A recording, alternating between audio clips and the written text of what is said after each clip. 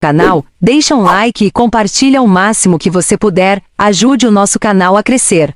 Não se esqueça de ativar o sininho das notificações. Graça e paz, meus queridos irmãos, aqui quem fala sou a irmã em Cristo, me chamo Ceissa e estou com mais um vídeo para o canal. Hoje eu quero falar sobre os pecados que o cristão não deve ter na sua vida com Deus. Aleluia, glória a Deus. Peço que você abra a sua Bíblia, que está em livro de Provérbios, capítulo 16 e versículo 5, que diz assim: abominação é para o Senhor todo altivo de coração, ainda que ele junte mão a mão, não ficará impune. Amém, meus irmãos? Nós sabemos que todo altivo de coração se considera melhor do que os outros, e um desse pecado é a soberba. A soberba ela é definida como orgulho excessivo, de se considerar melhor do que as outras pessoas. A soberba é o pecado da pessoa extremamente vaidosa, que pensa e age como se ela estivesse acima de tudo e de todos. O oposto da soberba, meus amados irmãos, é a humildade. Então a gente tem que ser humilde de coração, não ter um coração elevado, altivo, porque isso é soberba, é orgulho, é vaidade. Aleluia, glória a Deus. A gente vê também, descrito no Gênesis, Deus proibiu que Adão e Eva provassem do fruto da árvore do conhecimento do bem e do mal, mas o demônio, em forma de serpente, tentou os dois, dizendo que se provassem do fruto, seriam semelhantes a Deus, conhecedores do bem e do mal, querendo se tornar independentes do Senhor. Adão e Eva cometeram o pecado da desobediência e da soberba. Uma das passagens bíblicas que faz referência ao pecado da soberba é este: o Senhor detesta os orgulhosos de coração. Sem dúvida serão punidos. Aleluia. O segundo, meus irmãos, é a avareza. Peço que você abra sua Bíblia em 1 Timóteo 6, 9 e 10, que diz assim: mas os que querem ficar ricos caem em tentação e em laço e em muitas concupiscências loucas e nocivas que submergem os homens na perdição e ruína, porque o amor do dinheiro é a raiz de toda espécie de males. E nessa cobiça alguns se desviaram da fé e se transpassaram a si mesmos com muitas dores. Então a gente conhece que a avareza, também chamada de ganância, é um apego excessivo aos bens materiais e ao dinheiro. A pessoa avarenta é mesquinha. Ela não gosta de compartilhar o que tem e faz de tudo para ter sempre mais. Então a avareza é o oposto da generosidade, meus amados irmãos. Então há muitas passagens na Bíblia que fazem alusão à avareza. Uma delas está em 1ª Epístola de Timóteo, redigida pelo apóstolo Paulo. Aleluia, glória a Deus. E a terceira é a inveja, que está em 1 Pedro 2 e 1, que diz assim: livre-se, pois de toda maldade, de todo engano, hipocrisia, inveja e toda espécie de maledicência. Aleluia. Em 1 Pedro 2:1, há essa advertência sobre a inveja. Aleluia. Então a inveja, ela é a tristeza pelo bem de outra pessoa. O invejoso é aquele que se sente mal pelas conquistas alheias e é incapaz de ficar feliz pelos outros, como se a vitória da outra pessoa representasse uma perda pessoal. Então o oposto da inveja é a caridade, o desapego e o altruísmo. Há muitas passagens bíblicas sobre a inveja. Uma das mais importantes é aquela que narra o primeiro homicídio, Gênesis 4. No Antigo Testamento, lemos que Caim matou o próprio irmão porque Deus havia apreciado mais os sacrifícios feitos por Abel. Portanto, meus irmãos, de acordo com a Bíblia, o vício por trás do primeiro homicídio é a inveja.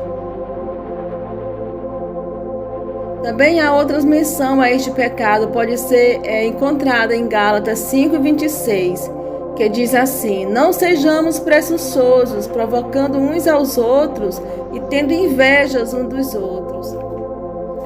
O quarto pecado é a ira. Aleluia, glória a Deus. A gente vê em livro de Provérbios 15:8. O homem irritável provoca dissensão, mas quem é paciente acalma a discussão. Aleluia.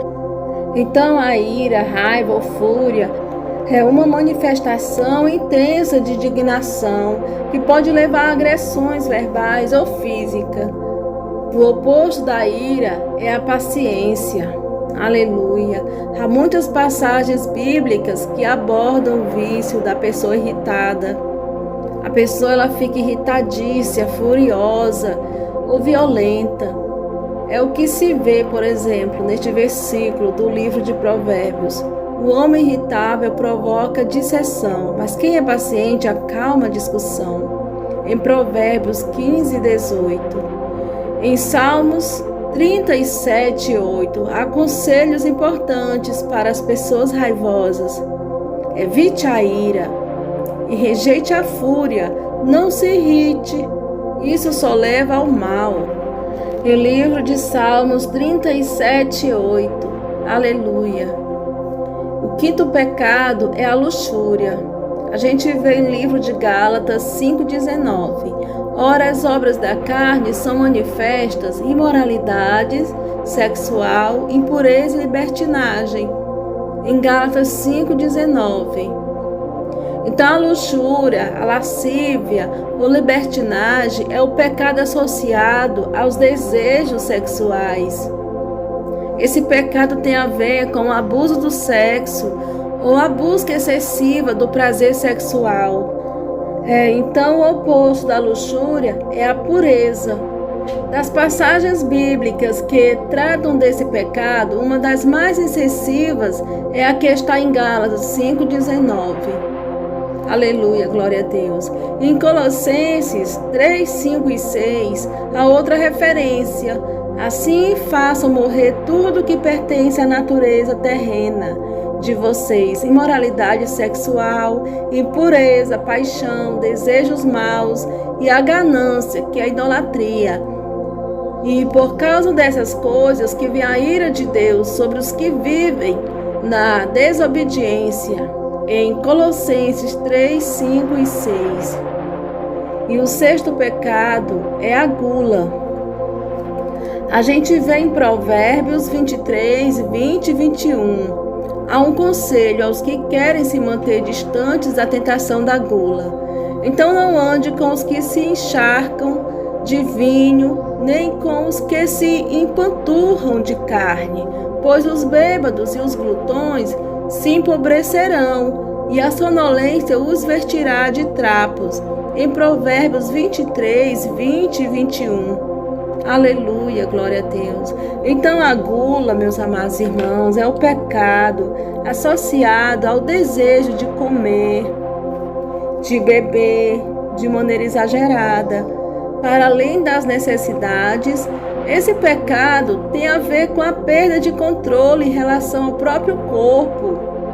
O oposto da gula é a moderação. Na verdade, quase todos os pecados estão relacionados à falta de moderação. No caso da gula, trata-se do consumo em excesso de comidas e bebidas, ao qual se atribuem males físicos e espirituais, já que pode levar a outros pecados, como a preguiça. A gula é uma manifestação da busca da felicidade em coisas materiais. Aleluia, glória a Deus. E a sétima é a preguiça. A gente vê em Provérbios 13, 4. O preguiçoso deseja e nada tem, mas o desejo dos que se esforçam será atendido. Em Provérbios 13, 4.